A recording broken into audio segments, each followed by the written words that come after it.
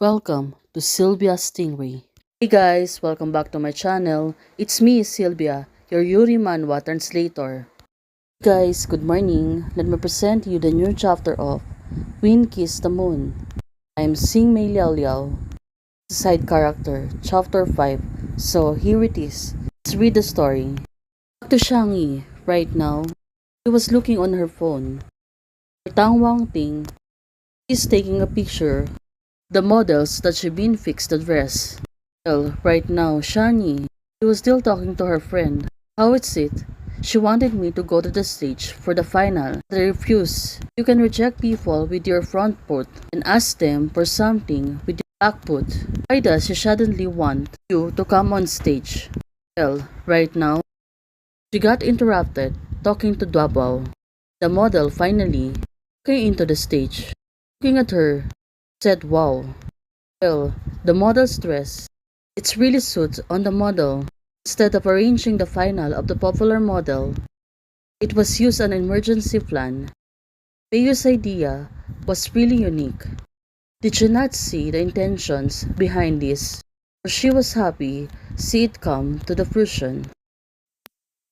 Shani, she kept herself thinking. Tang Wang Ting kept herself busy in taking the record, final masterpiece she's been done. Today's show can come a successful conclusion thanks to Wang Ting. Shang is also really to get a break. So let's attend the celebration banquet together. Now, they're on the banquet. It seems that Peiyu, right now, she's with Song. Well, look at them. They're really good couple. It's a celebration cocktail party headed by Feiyu. Right now, she's holding hands of Song. Together with the two wine glass. Show ended successfully thanks to all of your hard work. I'd like to toast you all. You said to all of them. Right now, the two of them, Song and Peiyu, toss the wine and its indication that the show is successful. The banquet is a celebration for the party. Tang Wang Ting suddenly picked up with Shangyi. I never had a chance to thank you in person. Well, she was pertaining the last time her shop became popular because Channing suddenly liked the shop post. Because of your likes, our studio exposure has increased a lot. Well, now, she was really grateful to Shani. For Shani, right now, she looks really calm and restrained. Suddenly answered her. It's just a slippery hands. Oh, this girl. Till now, she want to restrain her feelings. But for Tang Wang Ting, regardless of deeds or heart, it is all thanks to you no matter what. Now Tang Wang Ting seems to be happy because she already thanked Shangyi. But she suddenly drinks the wine. Said to herself, I did it. You do whatever you want. Now she's looking at Shangyi.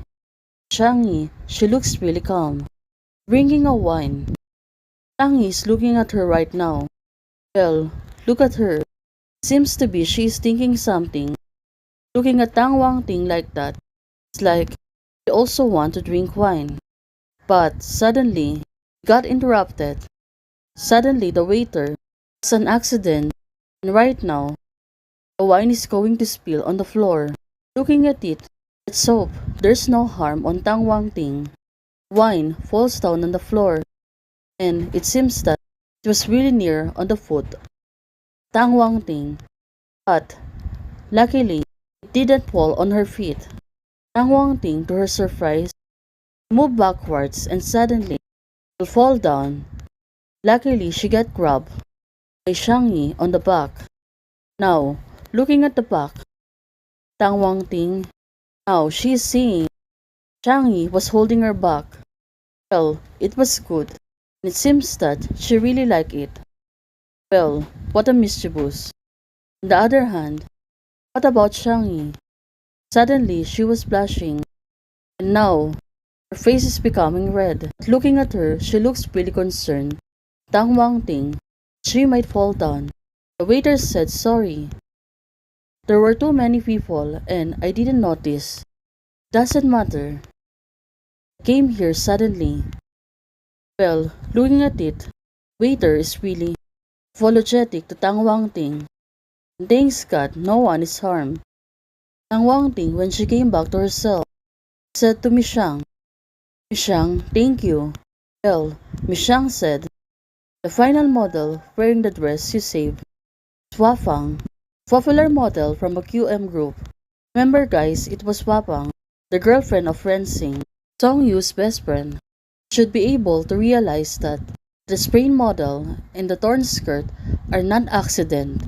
Well, she was right. People like Fei Yu would not make such a stupid mistake. Tang Wangting said to her, but it was not right. For Shani, it was all planned. I pay you.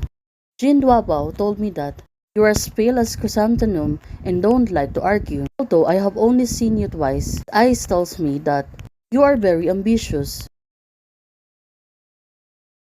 Perhaps the only thing related to Rendan, Ruju, is this face. Well, she is seeing Tang Wangting on the other side. Well, right now, he came to the balcony. Well, probably to get some fresh air because of suffocation inside the banquet. Well, it's good to have to relax for some time. Well, the two of them are close to each other.